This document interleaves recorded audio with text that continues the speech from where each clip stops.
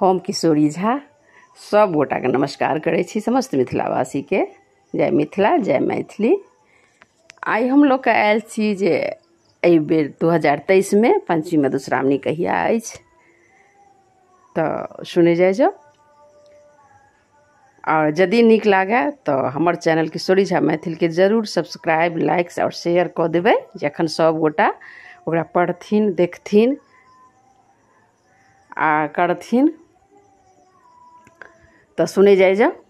हम सुनाब जा रहा छी कहिया की और केना। हमरा चैनल पर अहाँके सब विधि के सब गीत भेट जायत, केना विधि करबै की करबै सबटा हमर चैनल के जरूर एक बार सर्च करबै किशोरी झा मैथिल के। तो सुनू, एहि बेर पंचमी आ मधुश्रावणी 43 दिन के, कियाक तऽ मलेमास भऽ रहल छै एहि बेर। तो 7 जुलाई के पंचमी और 19 अगस्त के अछि मधुश्रावणी। तो 43 दिन पूरे 43 दिन पूजा पड़ते एहि बेर पबनैतिन सबके। ई पाबनि तऽ अपना सबके मिथिलांचल के बड्ड पैघ छै, बड्ड खुशी से मनायल जाइ छै। नवविवाहिता सबके बड्ड मोन लगै छनि और बहुत बढ़िया से मनायल जाइ छै। तो पंचमी अइ 7 के, तो ओहिसे एक दिन पहले 6 के से सासुर से भार अतनि, सासुरो से गौर बनल अतनि, फूल लोढ़ि कऽ अतनि। आ लड़की जे सासुर में छथिन ओ नैहर से सब चीज अतनि, तो वह खेथिन। आ जे नैहर में छथिन उनका सासुर से सब चीज जेतनि, वह खाना वो खेथिन। तेल चाउर दालि नून जतेक होइ छै खाना के सब चीज जेतनि सासुर से हुनका। वह ओ जते दिन पाबनि पुजथिन ओते दिन खेथिन। ओ सबटा हुनका 6 तारीख का माने पंचमी से एक दिन पहले चलि जेतनि।